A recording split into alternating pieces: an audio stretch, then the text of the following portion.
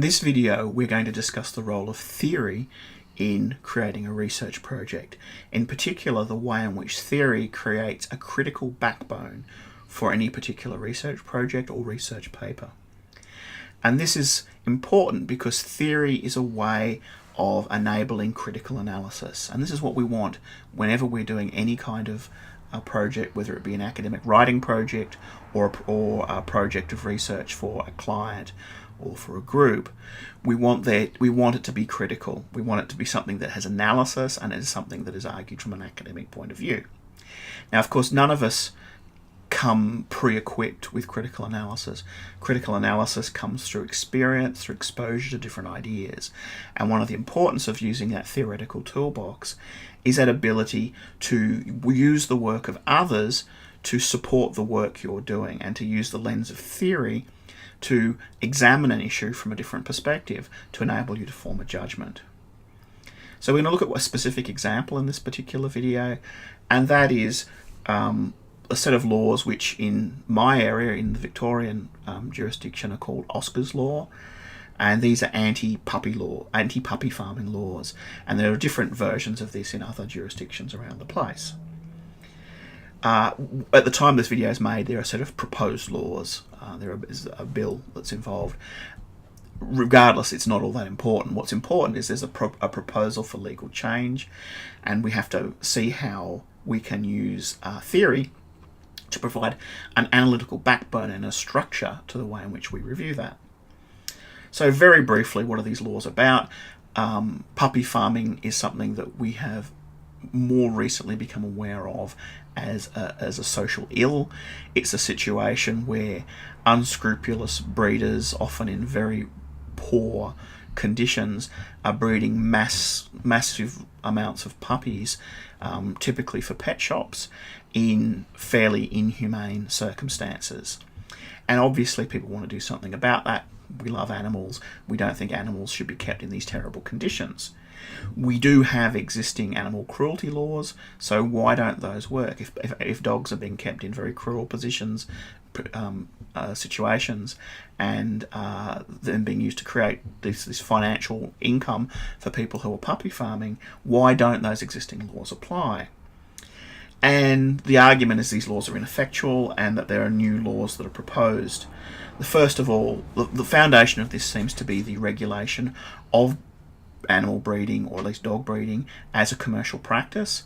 And rather than there being an investigative policing model, which is the current model where you find out about cruelty and you go out and investigate it, this seems to be more of a model where people who are granted the state permission to be dog breeders have to comply with certain business arrangements. So it's a business regulation model rather than a policing model. And it's associated parts of it are requiring a ban on pet shops using puppy farms, requirement that pet shops use reputable breeders, registered breeders, for instance, and a ban on advertising. So the ban on advertising dogs for sale or to give away in things like Gumtree. So there's a set of different regulatory strategies that are being proposed here than are conventionally used. And this has created concerns in the community about whether this would be effective and what are the ongoing effects. Particularly, the laws seem to suggest that we create a monopoly for registered breeders, an end to what's sometimes called backyard breeding, but for others it's just the fact that dogs will be dogs, and you're going to have puppies, and you're going to need to find somewhere to find new homes for those puppies. And even within the field of dog breeders, there are concerns that the model that's being proposed is fairly prescriptive. So dogs are to be kept in concrete yards, etc., that are all clean, whatever. But dogs aren't allowed inside a person's house. So a breeder who is accustomed to having their dogs in the house with them is now facing a set of very, very, from their perspective, draconian laws that force them to keep the dogs outside in concrete pens, because that is the more businessy model of how to go about dog breeding. It also suggests that there'll be an end to crossbreed dogs, that there'll only be a focus on purebred dogs, because only people who are breeding purebred dogs are going to go through all the effort and cost of setting up this business model. The model itself doesn't say you can only breed purebred dogs, but honestly, unless you can sell your dogs for a lot of money, you are not going to be setting up this business structure, these concrete pens and all this other paraphernalia around the system in order to comply. Alright, so that's a very, very brief overview of the laws. It's about changing from a policing cruelty model to regulating the business of breeding model. And there's all sorts of edges to it where people are saying, you know what, this is not really achieving the aim that we're looking at. It's more sort of like formalising the business around dog breeding. And is that what we were trying to do? Or what we're trying to do is prevent cruelty, in which case this may not actually be achieving those ends. All right, so one thing immediately that makes this a good problem for legal research is the difficulty of taking abstract ideas and putting them into regulatory words, codifying those ideas. So most of us hopefully agree that animal cruelty is a bad thing and we would like to stop animal cruelty occurring. What becomes very difficult is then saying, well, how are we going to stop that? What words are we going to use to create that? And what legal structures are we going to use to do that? One way, of course, would be to beef up the existing animal cruelty laws, to provide more powers, to provide more resources, to provide a more efficient way of taking complaints and investigating and providing penalties. But these laws have taken a different approach, and they've moved more towards the reification and the institutionalisation of this idea of purebred dog breeding as a way to go. So I think it's a great example, regardless of what your perspective on the laws are, because wherever you're coming from, it's a difficult issue. So how do we turn this into a research project? And how do we just stop it being an I said, you said, he said, she said argument, which is what these things do tend to turn into. And where people just sort of say, well, you know, I think this, I think that. And basically this is just how Twitter operates. It's not how a sensible academic argument operates on any way. So theory gives us a way of positioning what it is we're doing and structuring what it is we're doing. So we're not just saying, well, I said this, he said this, they said this, they said that. Saying, okay, here is the structure, here's where we're coming from, here is the point of view that we're using. So the next stage I want to go through is just to quickly run through some different theories and the ways those theories might give us a different perspective on that issue. And once I've done that, I'm going to come back to looking at how you then turn that into a structured argument as a backbone for your argument. So this is going to be very quick. First of all, an animal rights perspective, which is the most obvious one that we see here, which is a focus on how we prevent harm to animals and how we use the existing system of rights that underpin our legal system to do that. Obvious problem is our system is designed with human rights in mind, not animal rights. So who do the rights vest with? Who protects those rights? Are animals capable of holding rights? Well, we give corporations rights, and they're fictitious organisational entities, so we do have precedent for giving things that aren't humans rights. So, but how, and there is a whole discourse in terms of animal rights that you can tap into here. There is also part of the problem of vesting of rights and who can then exercise the rights, because often you end up in the situation where the person who is the offender of those rights is the person who is designated the protector of those rights. So the person who owns an animal is generally the person who those animals' rights vest in.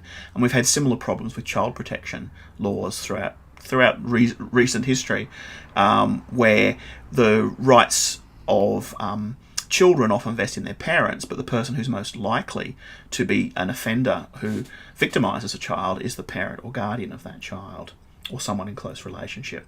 So that's the animal rights perspective. Next perspective is a general rights perspective, where we look on the rights of people. What are the rights of animal owners, and how would this particular proposed set of laws impact on those rights? And are we seeing an encroachment of regulation into fundamental rights? Now, these would probably be thought of as property rights more than anything else, because we don't have a very good framework for discussing how animal rights are owned by people in any other way, but it would be a matter of discussing that this law oversteps its bounds by actually intruding into people's rights to own and enjoy their animals in the way in which they choose, by saying, well, you can't breed your dogs. It's actually become an offence to breed dogs or to advertise puppies unless you comply with this particular system. So a rights perspective would focus on the rights of those individuals and the concern that this is moving towards a state of where rule of law is not being recognised, where the rights of individuals are being trodden on, possibly for the right reasons, but with the wrong outcomes. A law and economics approach would look at the costs and benefits of the schemes and would actually look at what the impact of this proposed change would have on the economic system. And particularly we'd be focusing on the way in which the dog breeders' rights are enhanced by this system, and how this is a system of laws which is proposed as a set of anti-cruelty laws, but it actually seems to take the form of a set of monopoly laws that provide monopolies for people who are breeders of purebred dogs, rather than actually being directed towards what it should be doing, which is focusing on animal protection. So there's that economic argument that this is sort of like the laws are going in a different path, that the economic interests are distorting the legal interests in some ways. A positivist perspective would look at the pragmatics. How is this going to be resourced? How is this going to be policed? How is this going to be any different in outcomes to the current animal cruelty laws? And regardless of the other, what we would like to do, is this pragmatically an efficient system?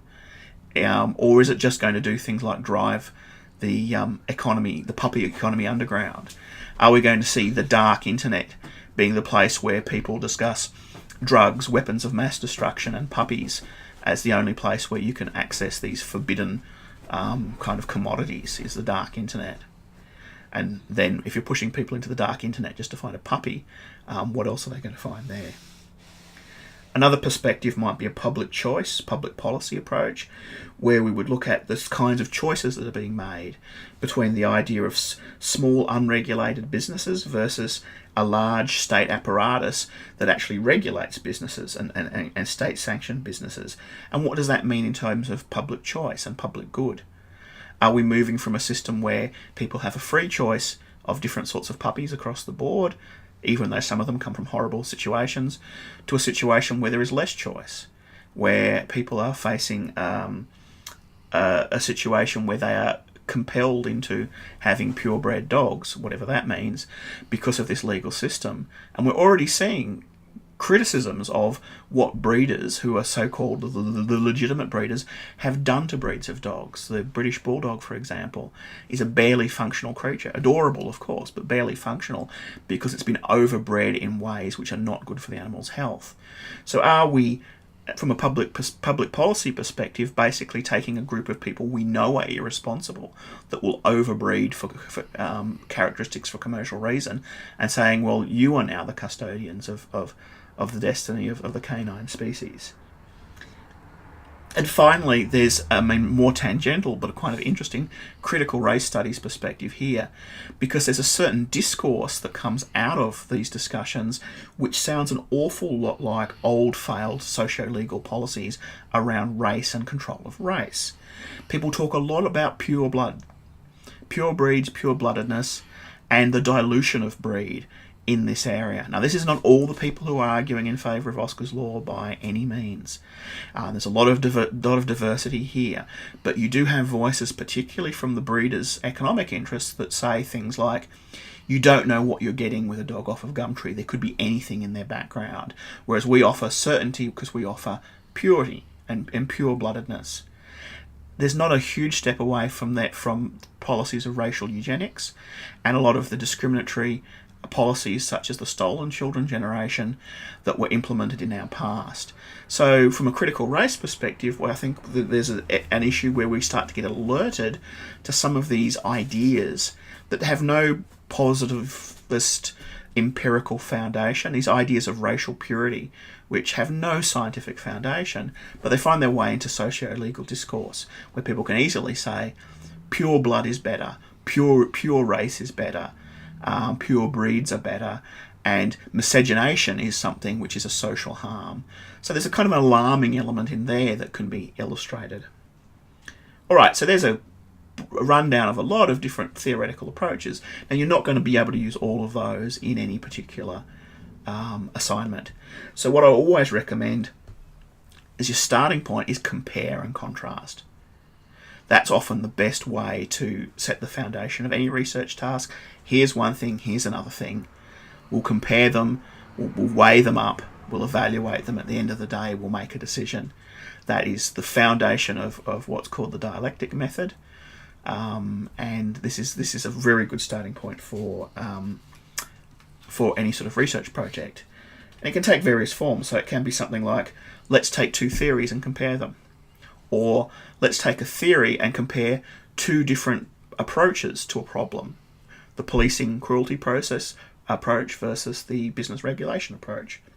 Or it can take the form of looking at two different jurisdictions. We're looking at the economic analysis of this, and we'll look at jurisdiction A and jurisdiction B who've implemented different approaches, and we'll evaluate those. But immediately you have a structure, because you've got a line down the middle of the page, and you've got one to column A, column B, and you can compare them. And that immediately gives you a sense of structure and backbone to your research project and to your final paper as you start writing it up. What you would then do is break it into elements. So you are going to look at a set of elements that you can analyse in an orderly fashion. Not too many. Obviously, there are within each of those topics there are heaps of elements. But let's say maybe 3 is a good place to start, and possibly no more than 5 elements for something which is a student level paper. So going back to the example of Oscar's Law, let's say we take an animal rights perspective and a human rights perspective. We've chosen those two perspectives. We can safely push the others aside for the moment. And what the key conflict here is really about is where is the legal interest located? Where is it vested? Is it vested in the individual animal owner as someone who is responsible for that animal and who perhaps has a set of property rights around the animal? Or is it vested in the animal itself, in which case who gets to speak, who gets to put themselves in the legal position of that animal and express that and protect those animals' rights? So it's shaping up to be an owners versus state argument. This is a matter of individual owners operating within particular legal parameters, or is this, on the other side, the idea of the state coming in and regulating heavily and controlling what people do on behalf of the animals? I would then say maybe break that into 3 topics. So within each column, we've now got a set of rows across the board. I might look at, first of all, the idea of rights and sovereignty, as to who can actually own rights. Can animals own rights? Now that's potentially an enormous topic, so you'd have to be very careful about putting appropriate signposts and fence posts around your topic, to be able to say, well, there's a huge literature on animal rights. I'm going to name check the important parts of it, but I realise that within a 2,000 word paper I can only point to that, but I can discuss that within that first element in order to make a decision between column A and column B. The second row might be a discussion of the regulatory and pragmatic issues, and a discussion of what resources are required for each of those, and a comparison of where an animal's rights and an individual rights perspective puts certain onuses on regulators and individuals. The third point you might select as a point of discussion is the outcomes, and to look at a comparison between an examination of the proposed legislation as to, does it protect column A or column B, or both? Remember, these things are not necessarily mutually exclusive. So does it protect the rights of owners as individuals in society? Does it protect the rights of the animals? If it doesn't do either, then there's a particular problem there. And then you'd be able to come to a conclusion where you evaluate both points of view, and that you use both points of view to evaluate the proposed legislation, and you can come to a definitive conclusion. And you can say, well, at the end of the day, for instance, I think the animal rights perspective is more productive, or the individual rights is more perspective, and this is the outcome for me. So the aim here wasn't to provide you with any kind of definitive answer on the Oscars law debate, but to look at how you can turn something which started out as just a series of irrational, semi-rational, and maybe rational arguments that looks like a Twitter feed into something where you've basically got 2 columns, 3 rows, you have an orderly structure and a sense of how you can go forward in researching and writing up your paper. The theory has created this organisational structure, this backbone for your research. Now, as long as you make sure that your research topic is contained, and I've said several times the idea of using the post-it note as the, if you can write it on a post-it note, that's good, and you make sure that your structure continues to focus on that topic and to push your research process forward in an orderly way, and that occasionally you ping back to that topic to remind us why we're saying this, why we're exploring this theory, then at the end of the day you'll find that theory has actually done more than just given you an arbitrary thing to discuss. What it's done is laid the foundations on which the rest of your research grows. It's the backbone on which the rest of your paper becomes organised.